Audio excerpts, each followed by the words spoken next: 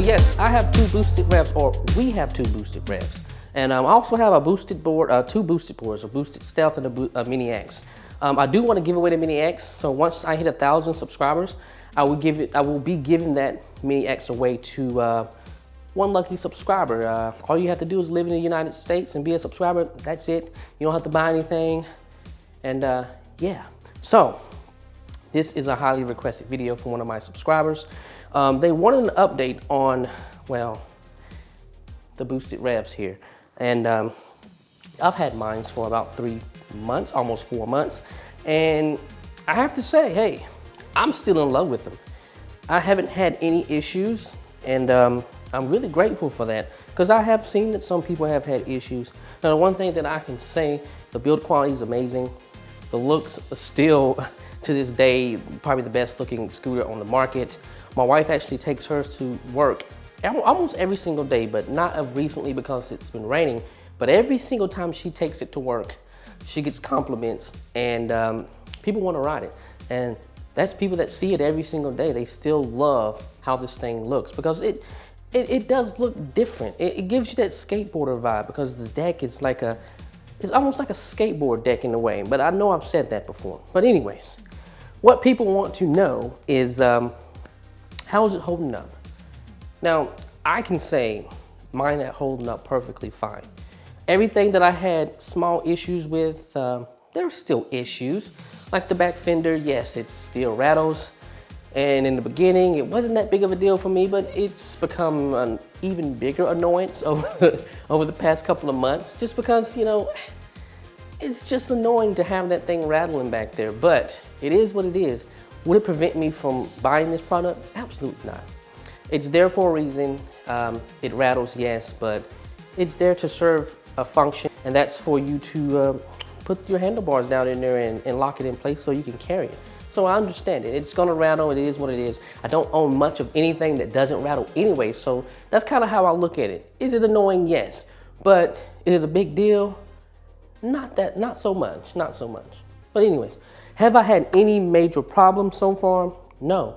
No battery issues, no punctured tires, which is, that's really based off of where I ride and how I ride. Some people are unlucky to get rocks and nails in their tires. But I have not had the opportunity to change a tire because I haven't had to. Honestly, it looks a little difficult, but I could be wrong. I haven't had to do it. Now, you know, some of the things that I say I've noticed that I don't particularly care for that much is really just one thing. It's how you put air in the tires. Putting that freaking extender on there, it's very annoying, because, well, I don't have the smallest hands. I don't have the biggest hands either, but, you know, I have like medium-sized hands, but trying to fit my fat fingers in that little small area to put the extender on there, it is very difficult. And I wish the valves were longer. If I could change one thing about it, that would be the primary thing, because it is very difficult to get those extenders in there to pump up those tires. Obviously, everybody wants a little bit more range, but one of the things that made it so great for me buying a boosted rev, one was I already knew the brand, and I have 2 boosted boards already, so I know the build quality. But 2, I understood how much range I need. And yes, a lot of people are going to complain that, oh yeah, I can go buy a 010X or 08X now, which are still fantastic. They're fantastic, don't get me wrong. They are very great scooters. I would not knock on them, but they're extremely heavy. I live on the 3rd floor of this apartment building, okay? I am not lugging a 75-pound scooter up 3 flights of stairs. Just not gonna work for me. So why not buy something beautiful? Buy something that is practical for me. I don't need a lot of distance. That was actually, you know what? That's why we moved away from San Francisco. If you don't know, I used to live in the Bay Area, and I had about a 20-mile commute. My wife's was even longer. So we would spend about an hour in the car one way. So that was the main reason why we decided to leave, because one, it's very expensive, and the commutes were just ridiculous. You spend 2 hours each day in your car. So my wife's commute now is like a mile, 1.2 miles. These things work perfectly. She loves it. Again, people rave about this thing when she brings it into her office at the hospital. Doctors want to ride it, you know, her colleagues want to ride it. So guys, it's a fantastic product. Again, you have to pay attention to your needs. If you are needing something that gets you 20 miles on a single ride one way, these are definitely not it. You might want to look at something that's going to give you a little bit more distance. But if you are a last miler, because if you really compare this to a 010X or Dualtron, this would be considered a last mile. Even though it's not a last mile vehicle, I would consider the boosted boards a last mile vehicle.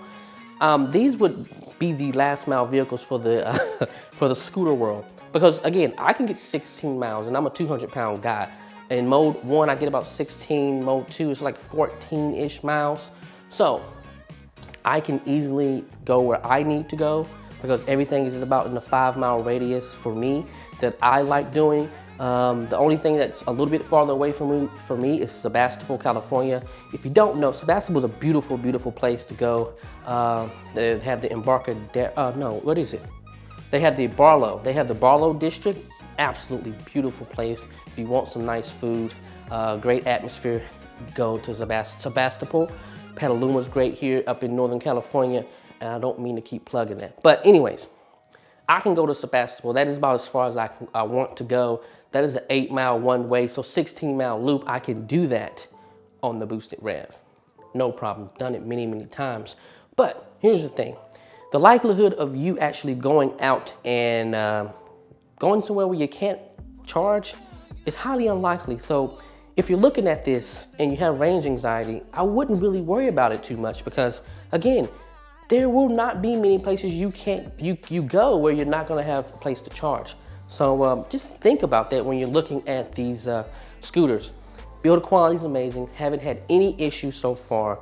Again, my only gripes are the fact that I have big fingers, and putting that extender for the valves down there to pump up the tires, it's very difficult, and I have to say that is probably the most annoying part about the whole setup here, or the whole build, is the valves to put in, the extenders for the valves to pump up the tires. But other than that, tires work great. Batteries, I haven't had any issues with my batteries. Now, I do want to note that I've noticed that, okay, so I bought mine first, and then maybe about 3 to 4 weeks later, I actually received my second boosted rev from the wife. I've noticed some things.